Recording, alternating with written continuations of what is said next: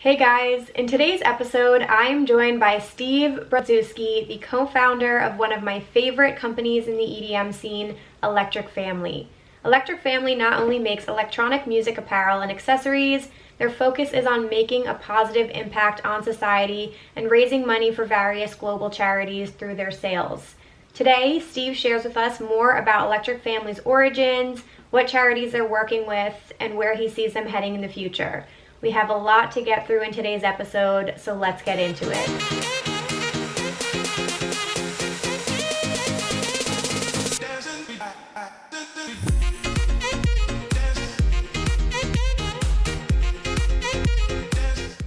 What is up, you guys? Welcome back to Rave Culture Cast, your weekly guide to the EDM community, music festivals, and more. I am your host, Emma Kapotes. Thank you all so much for being here. Happy Wednesday. I hope you all had an incredible Labor Day weekend. I hope you enjoyed some time off and, had a little fun, relaxed. Maybe we're outside this weekend. I definitely was getting into some things, you guys. I announced on Instagram, and I know a couple of you guys, if you've been following along with me, know this already, but I just bought my first home, which was super exciting. It was a very long process to close on this house, so it finally happened this past weekend. So I spent this weekend moving things in and demoing a bathroom. So that was super fun. Still very much in the process. I've got to go over there after I finish recording this episode, but that is what I have been up to. It's going to be a very busy September. I'm really excited about it. I hope you guys are excited about this month as well. I love spooky season. Halloween is coming up. It's my favorite time of year. It's my absolute favorite holiday, you guys. So many things to look forward to. Along with this episode, I can't even tell you guys how honored I am to be working on this episode today. As I mentioned earlier in the intro, Electric Family is such an incredible company in the EDM community. I absolutely love what they're doing. I love what their message is, and I was seriously super honored to sit down with Steve and have this conversation and learn a little bit more about him and his involvement. He is the co-founder of Electric Family, and just learn about what they're up to, what charities they're working with, what's been going on for them during quarantine, how that's affected their business, and where they see themselves going in the future. The future is very bright for them. They've got a lot going on. You guys are going to hear that today, so I'm excited to get into things. But before we do that, thank you guys so much for being here. I would absolutely love it if you guys would rate and review on iTunes. I'm going to be announcing the giveaway winner because the contest ended today. So I'm pulling the winner today, and I will announce that in next week's episode, you guys. So stay tuned. Listen for your name. There's going to be 2 winners who are going to win 2 items off of the new merch line that is hopefully dropping this month, you guys. All right, I hope it's coming. I'm so excited to finally get that out there. But yeah, stay tuned for next week's episode.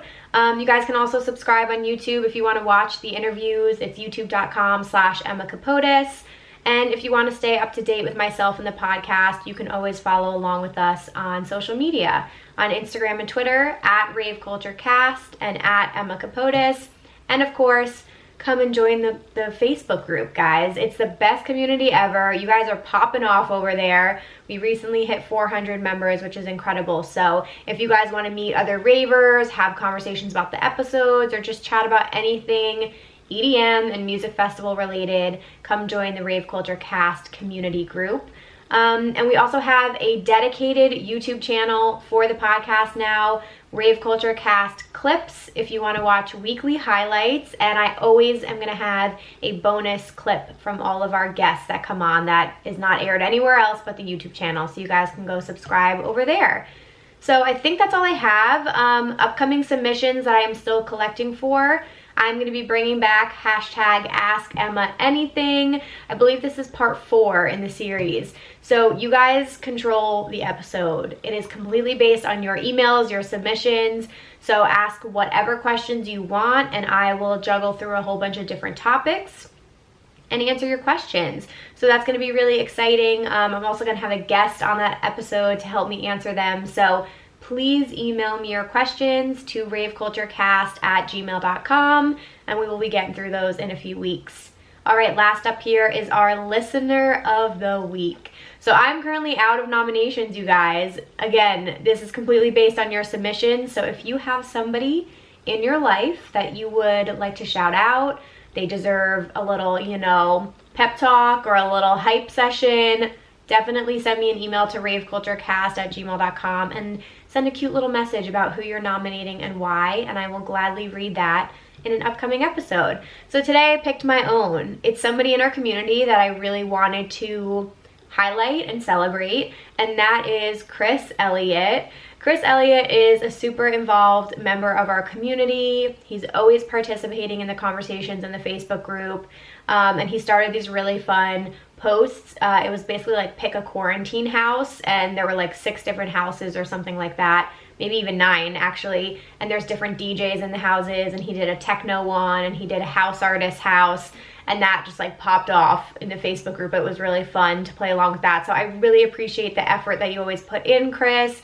He's so positive, he's so fun, and I'm really excited to have him as a part of this community. So I just wanted to shout Chris out today, guys. So go show him some love.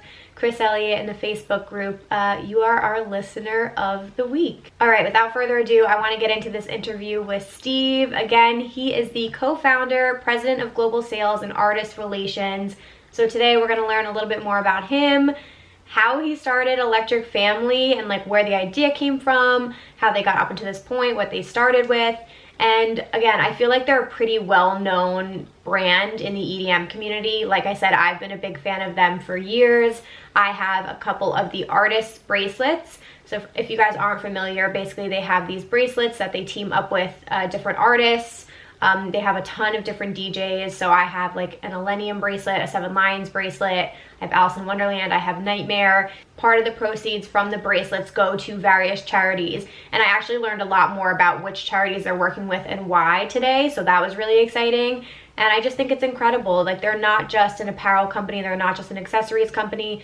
They really are trying to make this a movement and make a positive impact on society and have people be more conscious about where they're spending their money. And I just think it's incredible, and I really wanted to do something related to charity on this podcast, and I haven't yet so far. So I'm very excited to share their story today. You guys can go follow them at Electric Family on Instagram and check out their website. They also sell artist merchandise as well. So if you guys are a fan of like Anjuna Fam, there's Said the Sky, there's Millennium. I think they have Chris Lake stuff on there. So definitely go check them out.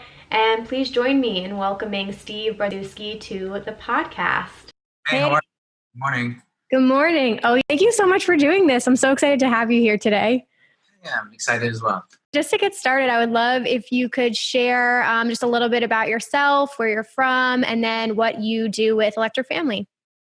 Sure. So yeah, my name is Steve Brzewski. I'm originally from Toronto, Ontario, Canada. Nice.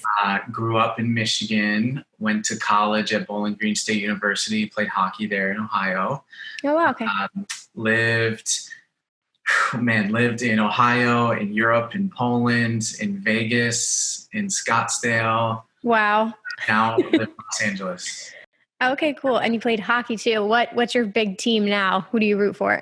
To be honest, I played pro a little bit after hockey, and after growing up and watching so many friends become pros, I started to cheer for my friends. So awesome. I still have some friends playing, but I think right now, this playoff, I'm cheering for Philadelphia Flyers, Colorado, and Las Vegas. But I usually cheer for Detroit Red Wings because I grew up around them in the Toronto Maple Leafs. Right. Okay, nice. As far as Electric Family goes, could you just give us a little bit of a background? I know you're a co-founder, so how did you get this started? What was the inspiration behind everything?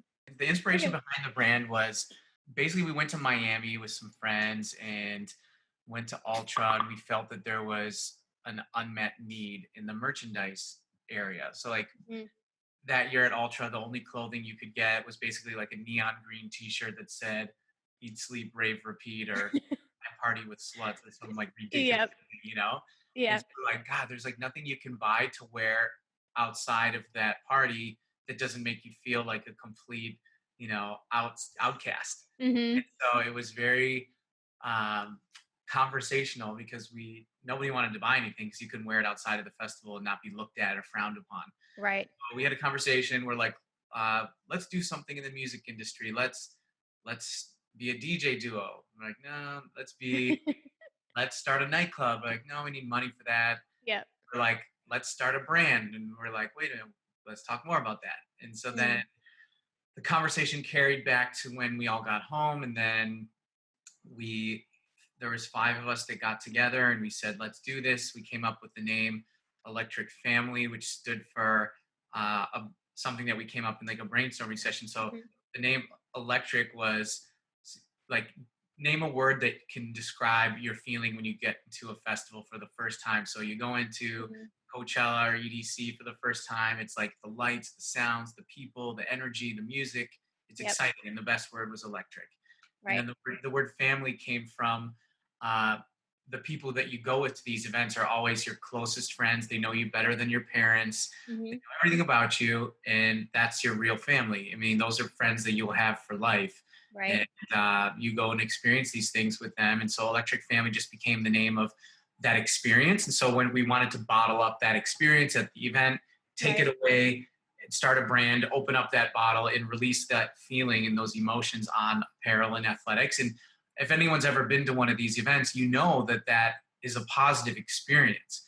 And Hmm. so we did a lot of like distributing positivity since 2012 is our slogan. I And love it. we've always been all about the positivity, giving back to charity. And it's been a great journey so far. That's so awesome. And were you a raver before? Like, how did you get involved in the dance music scene? Were you more of an occasional person at a music festival? Good question. So I was always a musician. When I was younger, I played guitar. I was like the biggest Kurt Cobain fan on the planet.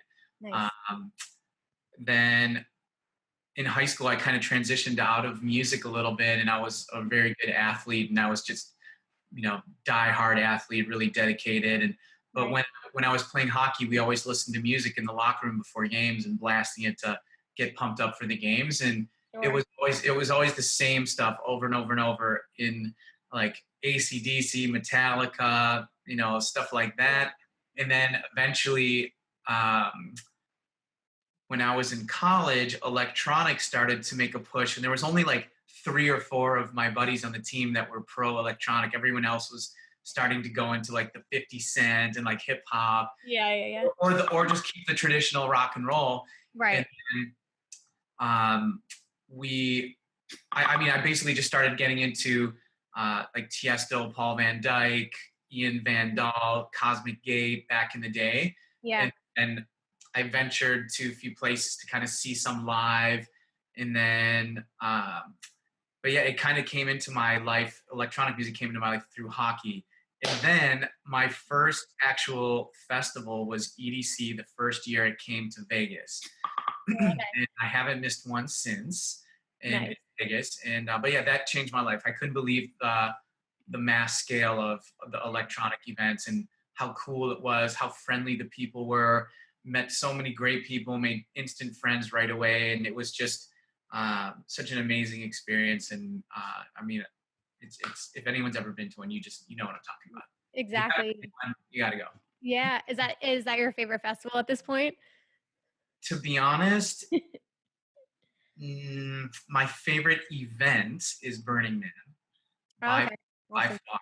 I mean, it's just Yep. there for a week. You meet so many people. Money means nothing there. Everyone is equal.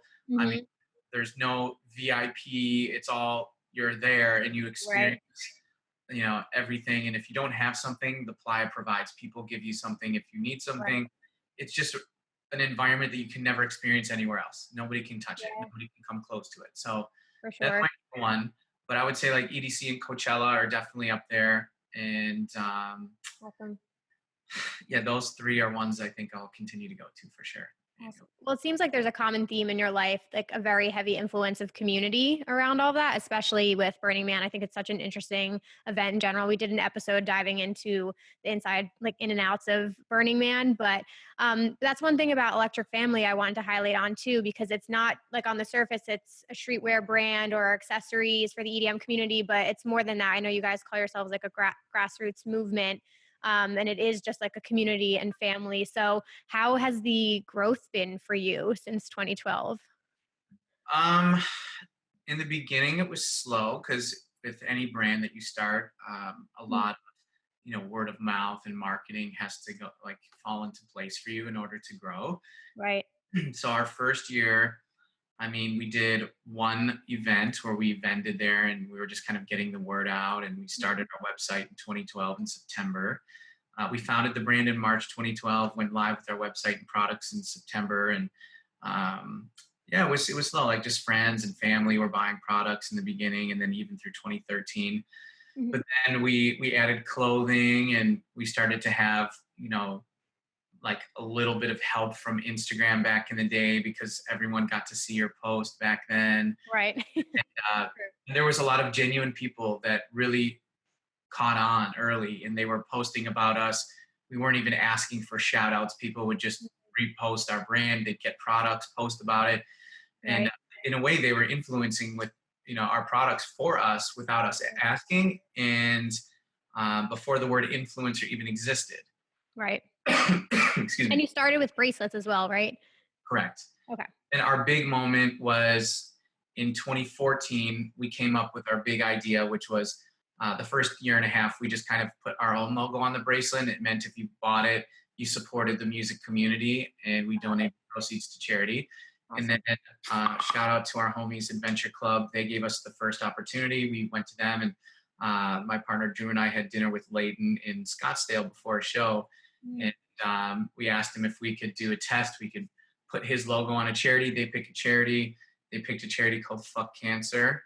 And we released the product, and it absolutely crushed it. And it was, he was dating Yasmin from Cruella at the time, and Cruella at the time was just releasing their Get Wet album, and it was probably the top album in the country for a while. Yeah. And so then next we did Cruella. That bracelet absolutely crushed it. And then after that, there was people literally calling us, hey, we want to do a bracelet with you, love what you're doing. And then it was, I think we released 2 new bracelets for the next 2 years every month. Wow. And then we, we started to expand a little bit recently. We did a couple of like hip hop R&B bracelets. We did a couple Latin pop bracelets. Awesome. So we're continuing obviously to just focus on electronic, and but the merchandise in our new artist merchandise superstore has been a really cool initiative that we started. But it's been since the day one, the bracelets have always been our bread and butter, and that's what we're known for. That's amazing. I know you guys have worked with so many incredible artists, and it is really awesome for me. I'll just go through and click just to see what each of their charities are as well, because that's obviously a huge part of it. But that was from the beginning, that was a part of it, right? You always wanted to donate to some sort of charities like globally, correct? Sure. Yeah, always. I mean, we always just wanted to make a positive impact and give back and help as many people as possible. That was always the goal from day one. That's amazing. And how did you approach the merch line? Because I know you do sell a couple of different artists. Like I know Anjuna is represented in Chris Lake. I'm a big fan of. So how did that come about, and how involved are you with some of the merch lines? We're all very involved as far as like the overall day to day, but I mean the merchandise part of it is kind of a separate business. So Top Drawer Merch is our sister company, and it's actually our parent company now. But Top Drawer is the company we service artist merchandise, like a white label service. Got it. Okay. Electric Family is our own brand, so it's kind of 2 separate businesses under one roof. Got it. Okay. And I was going to ask you, I know, given the pandemic, it's different, but what is a day in your life like? Can you walk us through what your day to day is? Wow, day to day, there's a lot. I wear a lot of hats. So I'm doing a ton of business development, speaking to new clients, trying to, get more collaborations for the brand, get more clients for Top Drawer. I'm doing ongoing, relationship management, talking to some of the artists that we work with, making sure they're happy, talking about new ideas, seeing how we can improve. Then we can also, or I also do a lot of like management day to day. Some of these artist clients that we have, I overlook some of their merchandise, and like from design to production to the marketing to the releases. But all these things that I mentioned, we have like dedicated people that help as well. Like we've got an amazing marketing team, amazing design team, amazing account managers that manage all of the merchandise and the websites, and e-commerce managers. We have a lot of, great coders that build the websites for them. And so Sure. a lot of effort. We've got about 36 people. Oh, wow. Okay, cool. And was traveling a big part before COVID? Because I know you've lived in a couple different places. So. Yeah, I mean, traveling has always been a big part of this business for us because we're always trying to represent our brand at festivals and Mhm. at festivals, and then go to events. I speak at some business talks, but being at the festivals, being like at Miami every year, uh, Mhm. still yet to make it to AD in Amsterdam, but Wow. I'm going to EDC, going to Ultra, going to Coachella. I mean, those things are great networking opportunities. So, I mean, being there is important, and Yep. trying to have someone there from the brand is important every year. That's awesome. And just I'm curious, who are some of your favorite artists? Like, who are you absolutely not missing when you go to an event? Wow. I- To be honest, like I I absolutely love Rufus the Soul, oh, and nice. Yep. they are someone that I would seek out and see. I also love Odessa so much. Uh, Nice. Very few people I've seen where I've just had my mind blown. And I think the first Mm. time I saw Odessa, I'll never forget. It was the most incredible experience for me because I saw them at Coachella. I'd never seen or heard of them before, and it was not when they played the main stage a couple years ago. It was 2 years Mhm. prior to that. They played a small stage, the Mojave stage, and my friends were either going to go to see um, or Gesaffelstein, or Okay. some people were going to Odessa. The Odessa tent was closer, so I'm like, I'm just going to go here. And I went there, and we went dead center in the middle, close to the front, Wow. and I was, hoping for a great show, and I was so blown away. And they had the USC marching band up there. It was the first time anyone had ever done that. Uh, Wow. so never forget it. Love Odessa, Rufus de Soul, and I love Elenium so much. He's great. Uh, Mhm. I've seen so many of his shows. He's such a talent. Yep. Um, and then, I mean, it's hard to really say. I've traveled far for above and beyond to see like ABGT 100 at Madison Square Garden, Yeah, but so many artists. I mean, it's hard to narrow it down, but for I mean, sure. Adventure Club's been one of my favorites since day one. But Mhm. yeah, I would say that's kind of my short list. Yeah, there's a similar vibe. I've never seen Odessa. They're one of those that I feel like because they dropped their album and they tour it heavily and then they go away for a while. It's one of those rare things, but they're pretty high up on my list, and I have to agree with you. It's Above and Beyond, one of my favorite artists. There's Yeah, just something about their sets that's just like puts me in my feels. I love it. But I'm curious about working with the artist because, like you said, it started slow and now you have so many incredible bracelets on the site. So I have two questions. One, are they on the site for an extremely long time? Do you do limited drops of them? And then two, how do you approach some of the newer artists that you're working with? Is it hard to just limit it to a few per month? we honestly, working with them is usually great. I mean, the design process for the bracelet, we kind of just work through what colors they want, what design they want, and then having it on the site. We have it on the site for as long. I mean, basically, it's like open ended, and then Right. if it comes to a point where we have excess inventory and maybe it's just not selling well, then Mhm. we discuss. Do we keep it on the site? What do we do with it? Sure. And we just kind of make a decision as a team if it's going to continue to create an impact for charity or not. Hmm. And then, but yeah, we're always coming up with new ones. Like new artists emerge and become popular and big, and we're always trying to stay on top of what's trending and who's really got a good following and who can make an impact. Right. And do you have any charities personally that you're invested in or that you're a really big fan of? Yeah, so actually our model has changed a bit. So we started off, and initially it was the artist picks the charity that they want to support.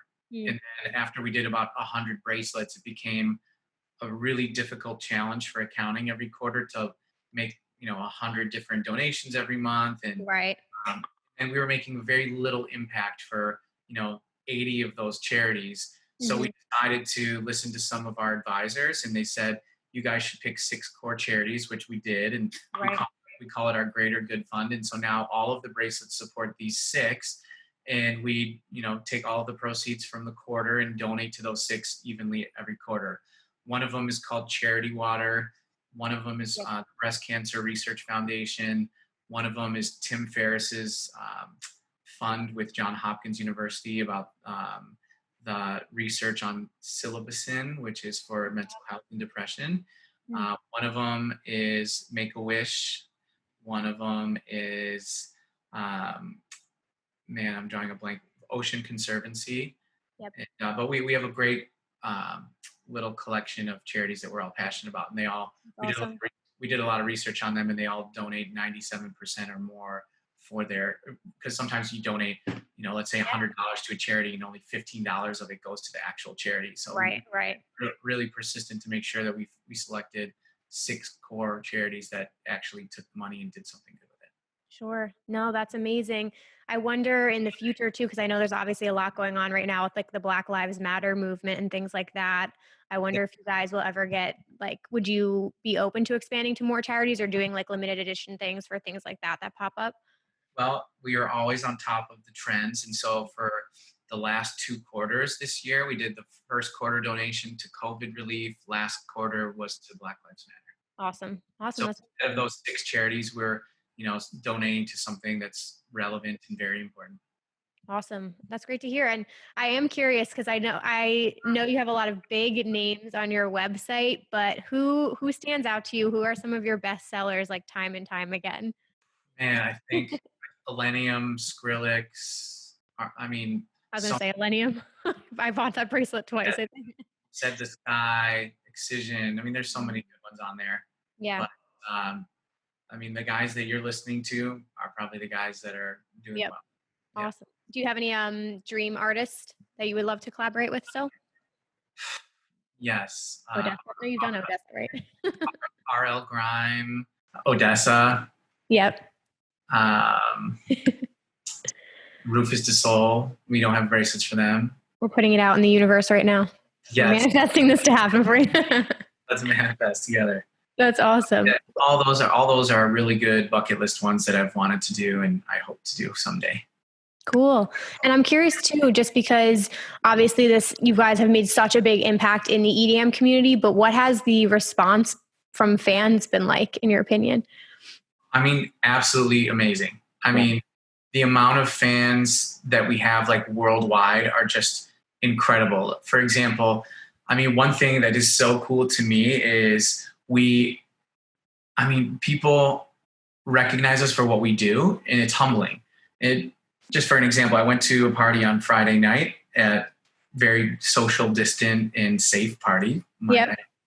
But there was somebody there who was like, "You look familiar. How do I know you?" I didn't know her. I didn't know anything about her. Mm-hmm. And, we ended up talking, and she's like, "Yeah, I love electronic music." And I was just like, "Hey, have you ever heard of Electric Family before?"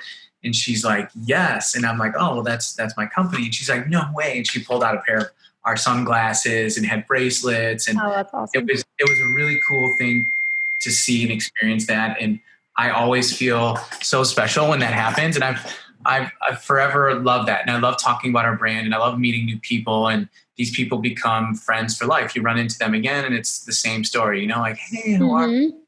But it's very cool. I love that part of it. You meet so many great people. That's awesome. This question might overlap a little with you, and I know obviously you're heavily involved in, you founded this company, but what in general has been the most rewarding part of all of this for you? Wow. So the most rewarding part is definitely giving back to charity. We gave almost $500,000 to charity, and I'll forever be proud of that for the rest of my life as that number continues to grow. Mm-hmm. And we are just so happy to be able to create a positive impact in people's lives and give back in so many ways. And meeting all these amazing artists and amazing people in the community has been such a treat. And I forever will be grateful for what this company has done for me in my life, for sure. And then the positive impact that we've been able to make. So it's one thing to make a living and do something you love, but there's nothing that describes how great it feels to be able to give back as well. I never used to be the person that, did a ton of charity work or gave back that much in my free time. I was always trying to work on myself, but it feels so great. I really, really enjoy it. That's amazing. Yeah, no, I mean, it seriously is such a huge part of this community. And I think if you just mention the name, anybody who's heavily involved is aware of it and knows about it. And I hope more people listening now will definitely go check out your site and, buy a bracelet or something from the merch line. But just a few questions to go here. But where do you see Electric Family expanding to in the future? I think in the future, we're definitely going to continue to focus on this artist merchandise superstore. Okay. That for us is something that's really important to us, because I think one thing that fans love, it's supporting their artists. And I mean, one thing that is really helped us make this decision now is the fact that there's no festivals. So, Right. I mean, with no festivals, it's really difficult for fans to acquire artist merchandise. And I mean, when you go to a festival, the artist merchandise booth is always so packed. And Yeah. so we basically created like an online artist merchandise superstore that's available daily. And we just wanted to create something new that nobody's ever done before. And I think that is something we're going to continue to expand on. As far as where we see the brand going, we're definitely going to do some really, really big collaborations in the next year and the next couple of years, and hopefully continue to grow. I mean, we want to do collaborations with huge brands. I mean, hopefully we can do a collaboration with Adidas or Nike someday. That would be the ultimate goal, obviously. But Yeah. We want to continue to expand in music too. I mean, it's always been, when we started the brand, to be honest, the brand had nothing to do with electronic music. We just wanted to collaborate with musicians and support the music industry. Right. We just caught fire in the electronic scene because all of the electronic artists were vibing with what we were doing. Right. And so every collaboration was electronic, because Electric Family was just electric feeling in the Made family culture of festivals, Yeah. genre specific name. And we kind of got known as this electronic music brand because we were collaborating with all the electronic artists. Right. And we're happy with that. It's not a problem. But yeah, that's kind of where we see ourselves going, hopefully expanding in music, expanding and working with more artists and more brands for sure. That's amazing. Yeah. And I'm sure, obviously, I know you touched on it a little bit, but with everything going on with COVID, like how has that affected your day to day? Are you pretty much just working from home? I know it's bad in Los Angeles right now. Yeah. I mean, we're working from home. Everything's been completely great, to be honest. And we're very happy. We're growing so much. Like our workforce has doubled in size this year, and working from home has been a blessing. Yeah. And just trying to do the best we can every single day. Awesome. And lastly, this could be either in your personal life or professionally. What are you most excited about right now? I'm most excited about the return of music festivals. Yeah. I mean, I think I'm most excited about some collaborations that we have coming up that I can't unfortunately tell you about. But we have some really great clients that we're working with coming up that we've never worked with before, and man, there's a lot to be excited about. We're having a strong year. We're growing, and Awesome. I really just can't tell you about this stuff. No, It's hard to tell you. There's a lot of stuff we're excited about for sure. We're going to have a huge Black Friday this year. We're doing some really cool collaborations. So I think I'm really excited about that in the near future for sure. Awesome. No, it is. It's really, really exciting to hear that you guys are growing and doing well. And especially, I know, as somebody who's passionate about EDM and music festivals, just like keeping the spirit of this community alive. And we know events will come back at some point, maybe not as soon as we want them to, but it is really great to hear that. And before I let you go, plug where everybody can find Electric Family. So yeah, on Instagram, Twitter, we're at Electric Family. electricfamily.com is our website. Check us out. Highly recommend it if you haven't, and you're a fan of music and the electronic scene for sure. And thank you so much for having me on the show. I appreciate it. Yeah, of course. Thank you so much. Alrighty, you guys. I hope you enjoyed that interview as much as I did. Again, huge shout out to Steve for coming on today's podcast. You guys, go check out Electric Family. Check out their website. Follow them on Instagram. Show them some love.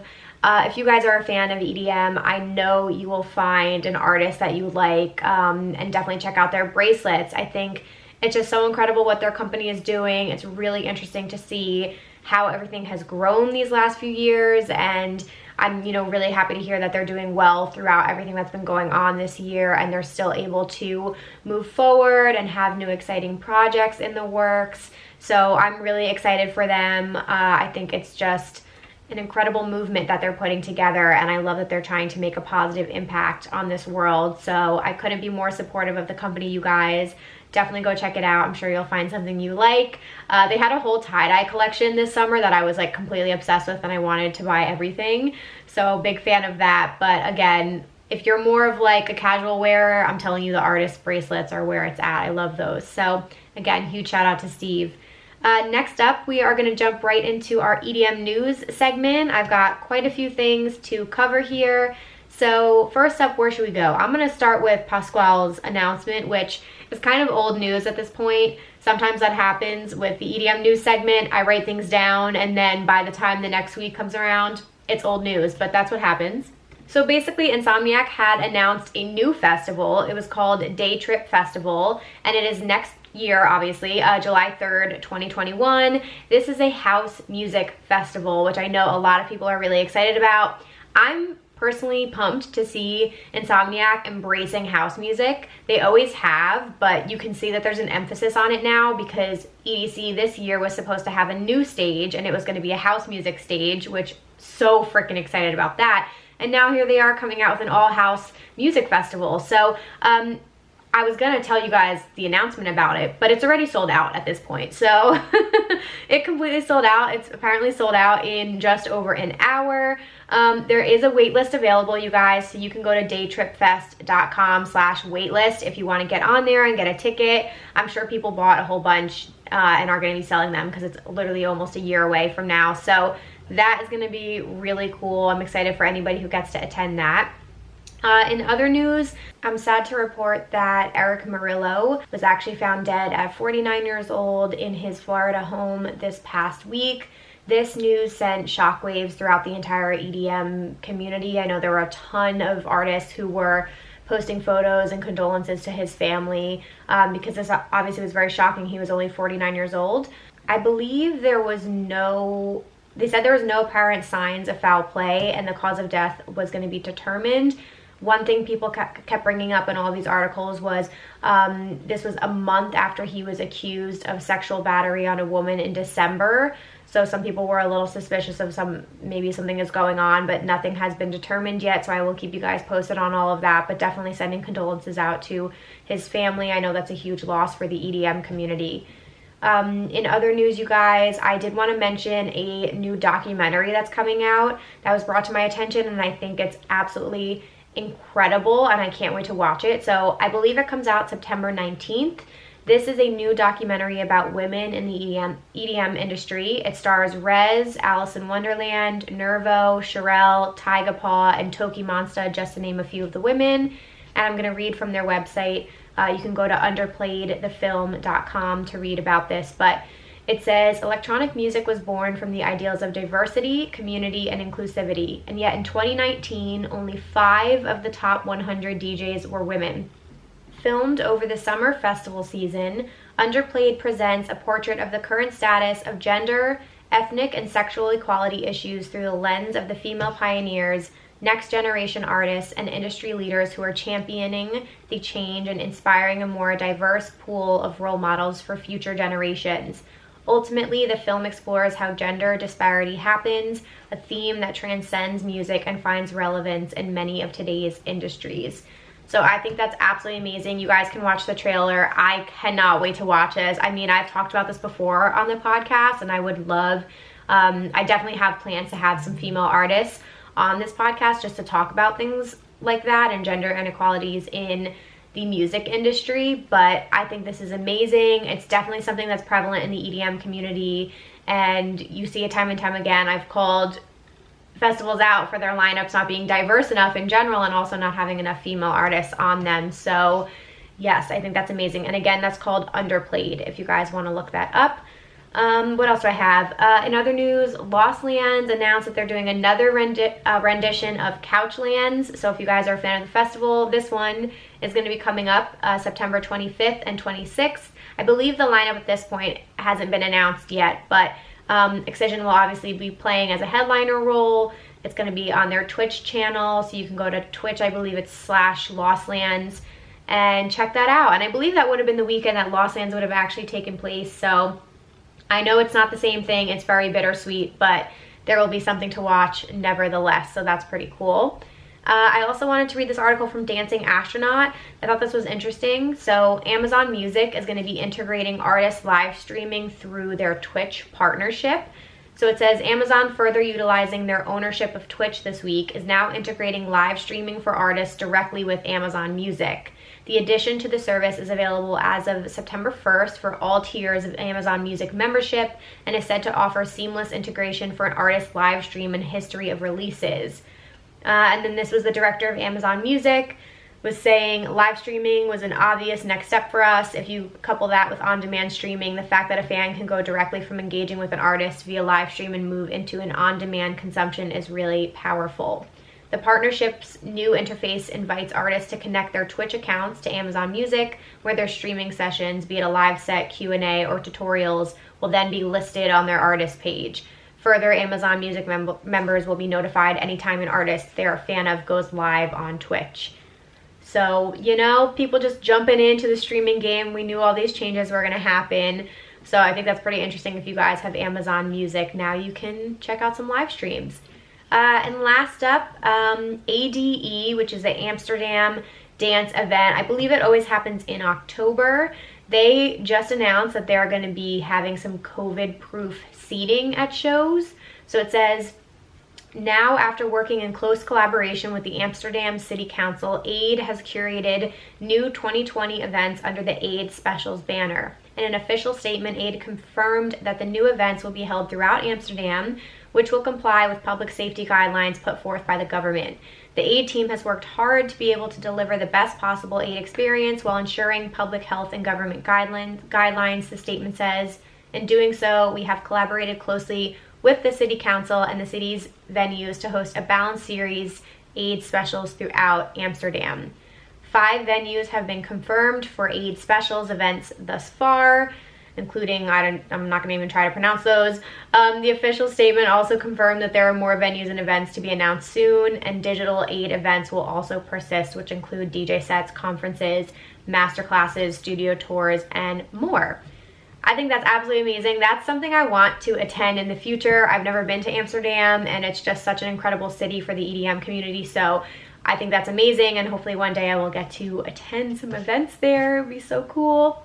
Last up, you guys, I'm going to do my songs of the week here, and then I will let you all go. So what do we have this week?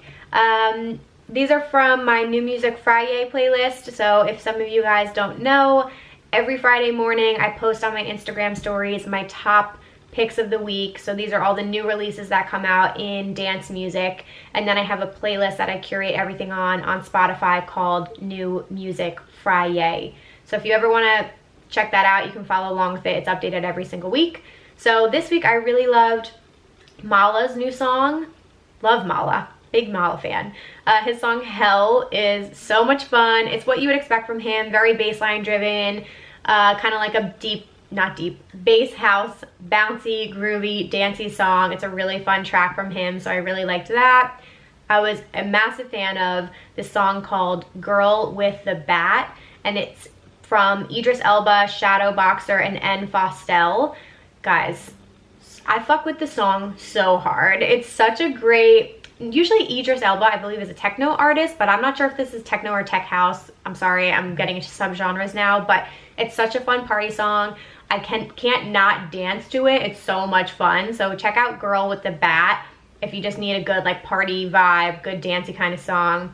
And lastly, the song Fire by, I think it's Yitram, Elderbrook, and Martin Garrix. This is one of those songs that was like very unexpected.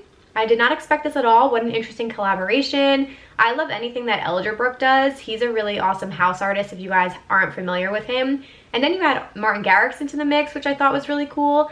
And it's more of a minimal house, kind of tech house kind of track, a little bit more chill, but I really like the whole vibe of that as well. And that's called Fire. So again, you can check out all of these in my New Music Friday playlist that's updated every Friday morning. All right, you beautiful people, we made it till the end of the episode here. Thank you all so much for hanging out with me today, and thank you again to Steve for coming on today's episode. I hope you guys enjoyed the interview and enjoyed learning more about Electric Family. I couldn't sing their praises anymore. I think it's incredible what they're doing. So check out their website, give them a follow on Instagram at Electric Family, and go show them some love. And just to wrap things up here, you guys, I would absolutely love and appreciate it if you guys could screenshot this and share it on your Instagram stories. Tag at raveculturecast and at Emma Kapotes.